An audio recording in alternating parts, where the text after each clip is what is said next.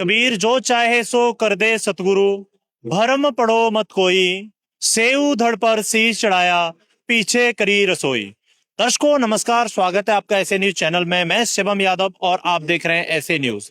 आज की हमारी एक खास पेशकश रहेगी कि हमारे पीछे एक कलयुग में सतयुग का आगाज, अन्नदाताओं के सच्चे हितैषी संत रामपाल जी महाराज का बड़ा राहत कार्यों के लिए विभिन्न खापों, पंचायतों एवं किसान संगठनों के लिए अनेक सम्मान। चलिए यहाँ पर हमारे साथ जुड़े हुए हैं संत रामपाल जी महाराज के कुछ फॉलोअर्स, इनसे जानते हैं क्या कुछ कारण है, क्या कुछ विशेषताएं हैं यहाँ पर इस फ्लैक्स को लगाने की। एक और विशेष खास जानकारी हम आपको दे दें कि यहाँ पर संत रामपाल जी महाराज के स्वरूप को भी बहुत ही अच्छे तरीके से विराजमान किया गया है। चलिए जानते हैं संत रामपाल जी महाराज के अनुयायियों से। सर नमस्कार। नमस्कार सर। सर क्या नाम है आपका? मेरा नाम विनय दास है सर। सर आप हमारे दर्शकों को बताइए कि ये जो पीछे यहाँ पे चित्र दर्शाया गया है, इसका मुख्य उद्देश्य क्या है, क्या कारण रहा? सर इसका मुख्य उद्देश्य मैं थोड़ा विस्तार से बताना चाहूँगा। जैसे हमारे गुरुजी संत रामपाल जी महाराज जी ने एक दिन अखबार में एक लाइन पढ़ी थी जिसमें लिखा हुआ था कि किसी ने किसी कारणवश भूखा रोटी ना मिलने से उन्होंने आत्महत्या कर ली थी। तभी से हमारे गुरुजी ने एक उसके तहत एक मुहिम चलाई थी जिसमें होता है कि रोटी, कपड़ा, शिक्षा और मकान, हर गरीब को देगा कबीर भगवान। तो उसके तहत अभी आपने देखा होगा जो हरियाणा में बाढ़ आई थी उसमें सरकार भी फेल हो गई थी, जो जरूरतमंद को सामान की जरूरत पड़ी थी। सर आप कह रहे हैं कि सरकार फेल हो गई थी।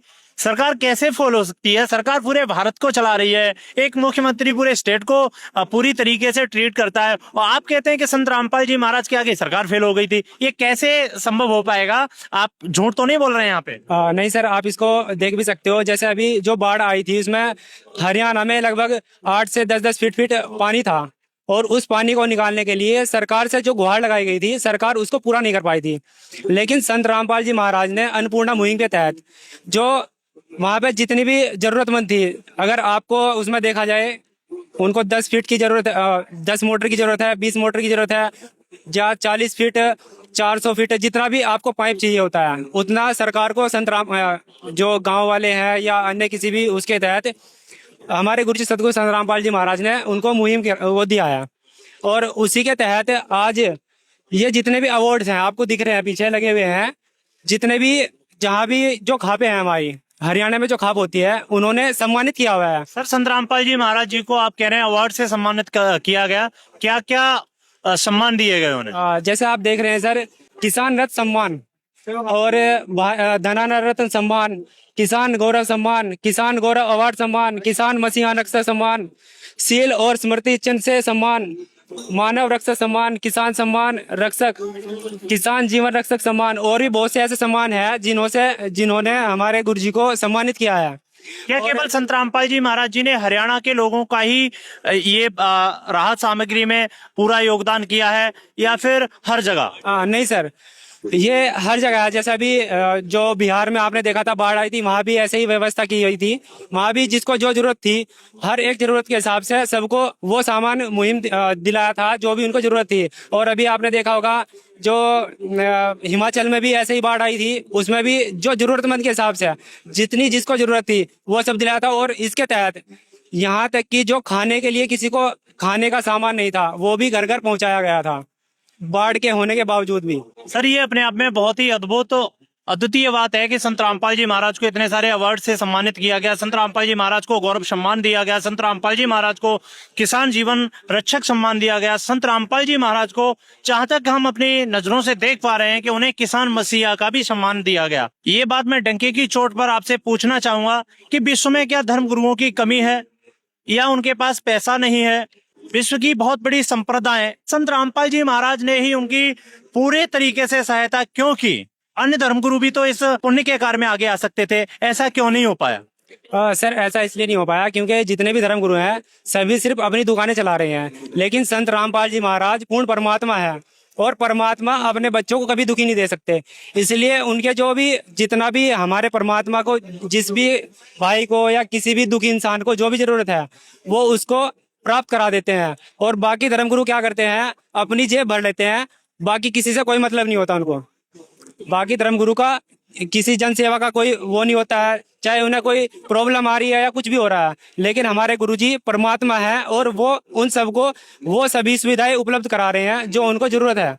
दर्शकों, जैसा कि आपने यहाँ पे खड़े भाई साहब से जाना, इनका कहना है कि अन्य जो धर्म गुरु हैं वो अपनी दुकान चला रहे हैं और संत रामपाल जी महाराज मानवों का जीवन बचा रहे हैं। चलिए, हमारे साथ और भी युवा साथी मौजूद हैं, इनसे भी जान लेते हैं। सर, आपका क्या कहना है? जैसा कि भाई साहब ने बताया कि संत रामपाल जी महाराज को हर एक अवार्ड से सम्मानित किया गया, क्या ये सच कह रहे हैं? वास्तविक ये सच है? क्या आपने ऐसा देखा? जी, पूर्णतः सत्य है।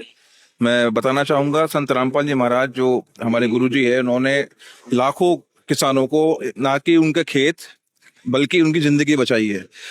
मतलब बहुत गांवों में, हजारों गांवों में ऐसी स्थिति आ गई थी कि खेत तो खराब, मतलब किसान की फसल तो खराब हो ही गई थी, बट वहां से वो पलायन भी करने की कोशिश कर रहे थे क्योंकि घर में पानी भर गया था। इतने पानी की इतनी बुरी स्थिति थी, बाढ़ बहुत बुरी स्थिति थी बाढ़ की। क्या बाकी संत रामपाल जी महाराज ने उनका सहयोग किया? क्या बाकी उनको राहत मिली?